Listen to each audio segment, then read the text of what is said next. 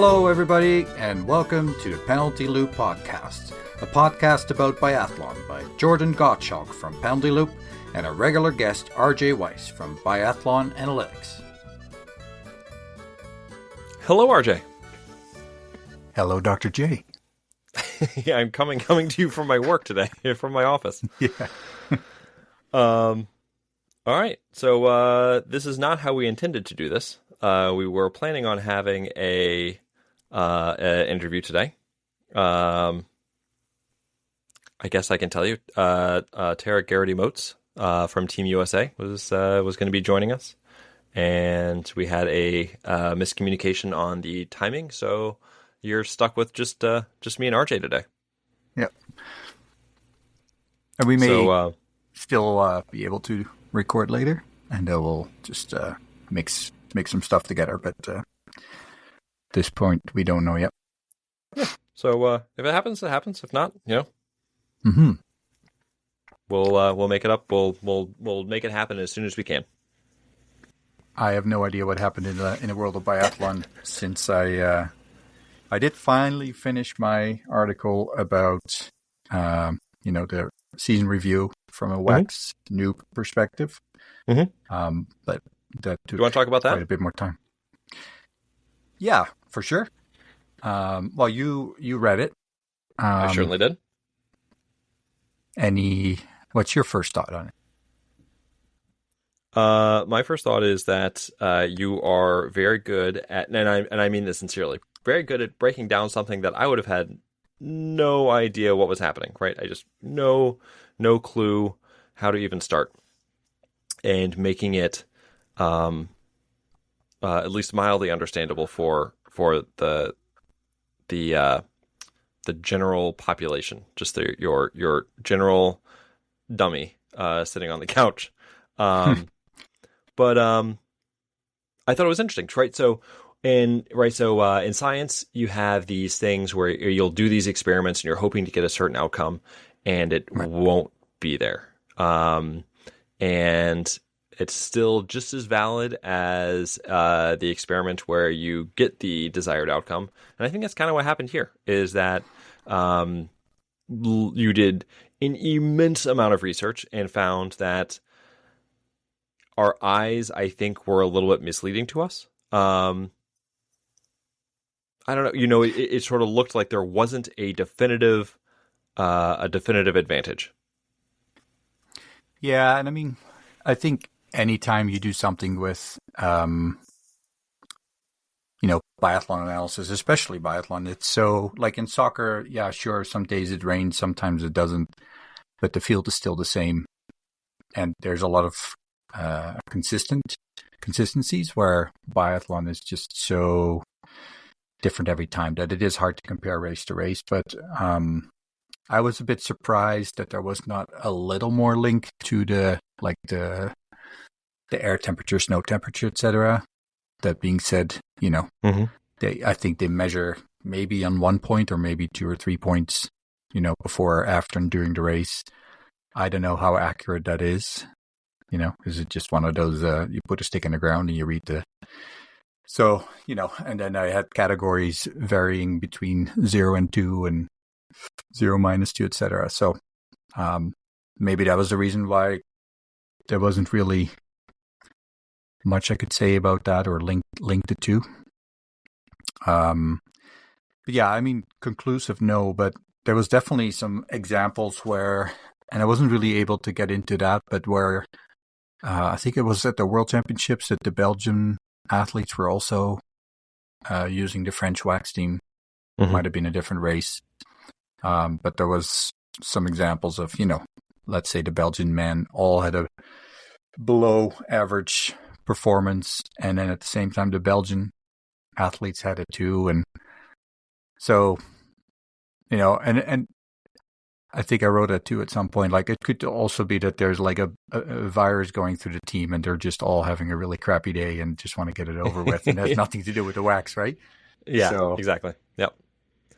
And this is what, and I mentioned our eyes deceiving us, and because I could have sworn throughout the entire season that the sloppier conditions, favored the Norwegians and hurt the Germans, and the more firm the conditions, the Germans did much better. And you know what? Wasn't borne out, So my lying eyes. Why did you think sloppy favored the Norwegians? Just because of that was what it's been a while now since I really thought about it, but that's what it seemed to me at least the first several weeks of the season. Yeah, and I wonder too if, I know from classic skiing it's a lot easier to wax well when it's cold. And it's just the zero. And of course, it's very different with grip wax and stuff. But I wonder if it's to, with gliding to some point, not having the fluor, if the around zero is going to be a bit of a crapshoot for anybody. Yeah. But I was just more thinking that, if I think of the Norwegian athletes, if they have one thing in common, that is that they're tall and muscular and heavy. Or like if you compare, Johannes or Christensen to someone like Hofer. Yeah. I'm guessing that is a couple of kilograms at least difference. Or Biona. Yeah. If you have that in sloppy conditions, that might affect you more, but I don't know. I don't know enough about that. But you said it was definitely a process for me too, where I think I sort of restarted certain parts of it 4 or 5 times just because as I was getting into it, I found some other stuff and I had to trace it back. And so, but it was really, I don't know, I really enjoyed it. And, as you know, I like visuals, so I always try to have those in there. And I love hearing that, it's my goal to make things interesting and understandable for everybody, even if you're not like a wax stack who's been doing that for 20 years. And I definitely don't claim to be a specialist, like a wax amateur, just like everybody else that's not standing in those wax cabins every day. So as I learn, I try to send it over as well to people reading it. So I think you did an excellent job. I like I said, it reads really well, and the variety of different imagery that you used, it really helped. That helps me, right? I think we all do better when we're able to visualize something. Yeah. I think that was excellent. Yeah. So if you haven't read it, how many hours do you think you spent on that? Biathlonanalytics.com. You can find it there. Rough estimate, I would say about a week and a half. So 50, 60 hours. Okay. So I think we should all spend at least that much time reading it and analyzing it and giving it your due. Yep. If it takes you 50, 60 hours to read it, then... No, you read it once, then you read it again, and then you read it again, and you read it again. So biathlonanalytics.com. And also, you can now find everything that RJ does on, or a sampling of it, at least on from here on forward on the penaltyloop.com as well. I felt like a hacker. Yeah, I know. You when I logged snuck in there, and all of a sudden it just appeared. Now it's finally time to look into Emilien Jacquelin's shooting times. And yes, it's time for it to happen. I have a feeling that may have the same sort of conclusion, where it's like, well, there are some indicators, but can't really conclusively say that. Yeah, no, it will be fun. All right, and that'll do it. Thank you for listening to another episode of the podcast. No, in all seriousness, there were a couple things that we weren't planning on doing this, but a couple things that happened. So last time we recorded, we talked all about Ricco Gross going to the Bulgarian team, and of course, I think it was within hours of us recording that it was announced that he was actually not doing that. And now it sounds like he's going to be working with Swiss juniors. So that seems like a good fit, and I kind of wish that it was with senior level team, but I actually, and that's just because I like him, but I think it'll be neat to see his work with the juniors and how it helps him moving forward. And I think some people are just better, with juniors and some with seniors. And I mean, I don't know. We should actually ask Matthias when we talk to him again. But I have a feeling that when you're coach of a seniors team, there's a lot of other things that you have to deal with as well.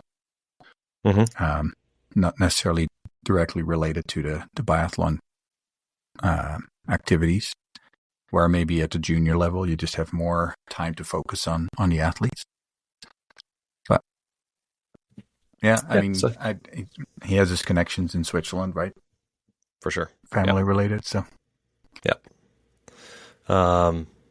yeah. So it sounds like I apologize. Training group for both junior and elite athletes. So it looks like he'll be working with some elite athletes as well. Oh, okay. Yeah, so pretty cool.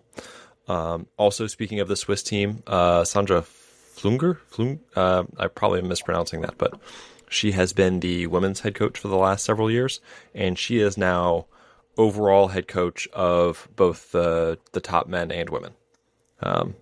And after having spoken with Nicholas Hartwig last year, I know that he was really enjoying kind of that team unity. So it sounds like maybe she's had a lot to do with that, and I think it's a really good move for them going forward. So congratulations to her. I'm excited about that. Yeah. No, and I'm really curious still.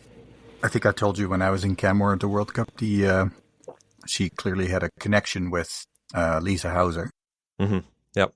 And I'm just really curious what that, like if she coached Lisa at an earlier stage in her career, or just curious what that connection is. But maybe we can find out one day.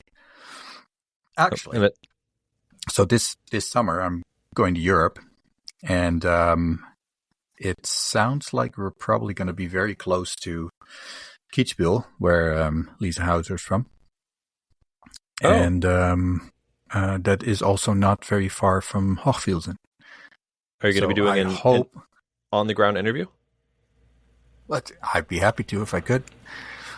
Yeah. But yeah, so if everything works out as I have planned, I haven't really shared this with the people we're traveling with yet, but I'd like to see Antholz and Hochfilzen, the arenas, even though, it's summer, but still be cool. Speaking of travel, and I want to get back to coaches in just a second, but speaking of travel, I still, I am very much hoping that we're trying to make it the plans work for going to the World Championships in next February. So, so I think that's going to be. Unfortunately, when you say we, you're not talking about you and me, but. Well, I am. You just don't know it yet. No, I mean me and my family. But RJ, we will drag you along, kicking and screaming if we have to. But I think that'd be fun. And then hopefully going to, because my parents really want to take this trip, and we would like to do it with them, but they want to go up to Scandinavia. So at the very least, going through Oslo and Holmenkollen and checking out the arena again. They've been there a couple of years ago, but always fun to go back. Yeah, I've been there in the summer, I think. Long time ago. Yeah. Yeah, that must have been like 20 years ago. I'll have to go back. Yeah, it's too bad that they don't do they don't have like, how to have Ruhpolding and Oberhof close to each other. That they don't have Östersund, Oslo, Kontiolahti, or... Yeah, like back to back to back. Yeah. But to be the final trimester to end the season. Yeah, true. Going back to the Swiss coaching staff for a minute, Selina Gasperin, by the way, she is now the head coach of the Swiss junior team, which I think is kind of cool. I know she had been doing a little bit of coaching last year, so it's nice to see her get that opportunity. It didn't take long. No, I don't know. Nope, she's moving right in. And then it looks like the French women have kept on their student coach Jean-Paul Giacchino. somebody will correct me on that. I'm sure. He's signed up through 25-26. That makes excellent sense considering the amazing. He's success been there for a long time, right? Yeah, isn't that the older? That older they're going to keep that nucleus together, that coaching nucleus together through at least through the Winter Olympics in 26, because they have an opportunity to win just all sorts of medals once they're there. Was he the coach of the men first, and then he switched to the women, or am I mixing up people now? I think he's always been with the women. Okay. Yeah. Yeah. No, clearly works. Yeah. I just looked up an article. So he's been their shooting coach for 15 years. Okay. Yeah. And it sounds like this is his last stop, and after this, he's going to retire. Yep. I'll believe it when I see it. Seems like these people that have been in biathlon their whole life are having a hard time letting it go. So, do you happen to know? Do they still have the former cross-country skier from France as their skiing coach? I can't think of his name right now, but I would have to look that up. And then I'm actually just scrolling through this article because I didn't hear this, but the Belgian head coach Clement Dumont is retiring. He's been there for a few years now, and this is interesting. So he is a physiotherapist, and he actually has been keeping his practice open while also coaching, and it's been a little bit difficult for him. So he's going to be going back to his practice full time. That's good for him. I'm glad that he's going to have that he's going to. But man, the Belgian team has made such strides in the last few years that I wish they could just keep that group together. But doesn't say anything about follow-up? Does not. Nope. It just said that he retired.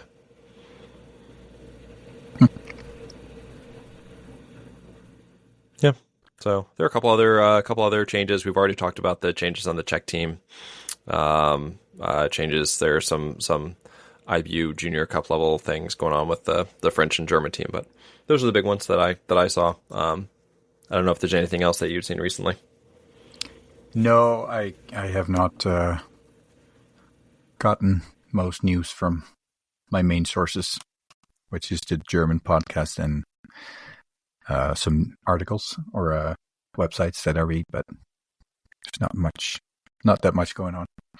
I can see that a lot of athletes have started their first training camps. Oh my goodness, have they ever? Roller skiing, biking, yeah. And I ran across an interesting story recently. Again, Finnish names. Like I'm bad at pronouncing all names. Finnish names, I think, are my worst. Erica, is it Janka? Janka. Anyway, so she declined a position on the national team. She's been on the World Cup level for a little bit, but declined a position on the national team to go train on her own with her own coaches in France. And I specifically mean on her own, like not with the French team, but in France. And there was a quote from her in the story in which she mentioned that she felt like that was the best way for her to be prepared for the 2026 Olympics. Let me see if I can find this quote just because I want to get it right. It's an interesting situation though, because then if you basically don't want to train with the national team, you would think you kind of risk that you lose your spot on the national team. That they're going to be like, well, we'd like to have you on, but if you don't want to train with us, then we're going to give it to someone else who wants to train with us. Yeah, I don't know. I'm sure there's been other situations where, Hofer trained with the Swedes and stuff, and as long as it's all with mutual agreement, I'm sure it's not a problem. But I do wonder if you're basically saying I don't want to train with Team X anymore, if Team X would still give you that spot on their team. Right, and that was my initial reaction to it as well. Just seemed like kind of an interesting decision. So I guess if everybody's on board, then that sounds like a good call for everybody. But I guess we'll see. We'll see how it works out. Right. She says that she feels that she's doing pretty well. Doing this, and so great. Hopefully no hard feelings in the Finnish team. Hopefully no hard feelings on either side. So everybody can work together peacefully, and this comes out to a great result. But I just thought that was interesting. Just curious. This is where what she said. I was just going to read it real quick. Along with the other important things in life, here you can find the facilities that enable a professional athlete to carry out their everyday life in a quality way. With huge enthusiasm for the new training season, with different perspectives and styles to do things, with new coaches and team, and the future coaching responsibilities, Robin Douillard and Louis Habert. After years on our own, separate from Finnish biathlon team operations for the training season, a threat or an opportunity, ? Ken knows, but I experienced myself that at this point in my career, without drastic solutions, not even a prize can be expected. That the second French name that you mentioned, is it Louis Habert? Yes. That sounds very familiar, or he or she. Yeah. So, yeah, a curious story. And hopefully, this is what she needs to unlock her best. Mm-hmm. It made me think of Trevor Kears, who at some point decided to train in Norway, and I think Lotte Lee trains in Norway a lot too. Maybe not with their personal coaches, but so and I'm sure one of the Claude brothers, is it Fabien, who's racing for Belgium? Florent. Yeah. So See, you got it. They'll probably do the dirty American way. So I'm sure there's some training with other teams and stuff, but to actually go somewhere else and hire your own coaches, it's interesting. It's a big investment, and we'll see how it pays off. Mm-hmm. Big, high risk, high reward potentially. Yeah. Well, and high risk, but if you kind of read through the lines, she's kind of saying that the training facilities are not up to standards in in Finland. So and then it probably just becomes a financial thing. Yeah. But I hope for her it pays off. Me too. Which in the end is also good for Finnish biathlon. Oh, certainly. Yep. And if she brings something back to the team that helps everybody else out too, that would be pretty neat. Mm-hmm. The Italians have officially announced their lineup for the year. You will of course not be surprised at all that the elite women are Dorothea Vier and Lisa Vitozzi. And the top men are Tommaso Giacomel, Lucas Hofer, and then also Didier Biona, who had a very solid year last year. So happy to see him up in the top group. I am a little surprised because remember last year how they had this super weird selection? Yep. Mm-hmm. So at least it makes more sense now. Yes. This looks like a more standard top team and and then or a stratification, I should say. And then they've got they still have this, what they call the Milan Cortina team for 2026. And it has 1, 2, 3, 4, 5, 6, 7, 8 men and 2, 4, 6, 8, 10, 11 women on it. So quite a lot. And then a large junior team with a bunch of names that you would recognize. And I think it's time with just really one full season and then a couple of events before the next Olympics that somebody in that 2026 team really needs to declare themselves as the other members of the top squad.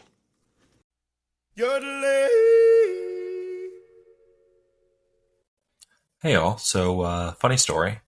While RJ and I were recording, we got to exactly what you just heard, and then Tara appeared, and we had a tremendous interview with her, which you will hear in the next couple of weeks. It's all recorded, it's edited. We're just going to hang on to it, so you're going to have to just get excited for that one. So, really excellent conversation that we had with her, really about her fascinating career. It's a classic example of the winding road And we see that a little bit more often in North America with biathlon, especially the United States. But, you might know a little bit of her story, but you don't know all of it. And we also touch on some really fascinating topics, things that we had no idea we were going to get into. She was really open about them.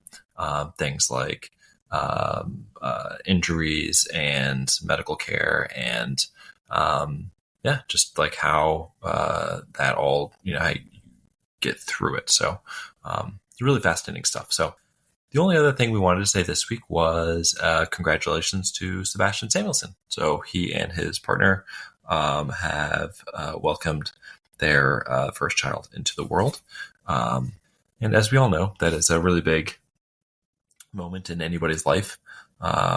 It changes everything. And I think that we've been lucky that we've seen a lot of growth in the biathlon family over the last couple of years. And this is just one more big example of that. So I believe his partner's name is, Linnea Carlson. I apologize if I have mispronounced that, but congratulations to both of them and their daughter, Elsa. I'm sure that their world is changing and evolving in ways they can't even imagine right now. So it's just always exciting to see the biathlon family continuing to grow. So that wraps up this sort of special surprise episode we weren't necessarily expecting to have. And then everybody get excited. Tara Garrett Emotes is going to be coming into your feed in about 2 weeks. So thank you so much for listening, and we'll talk to you soon. Bye.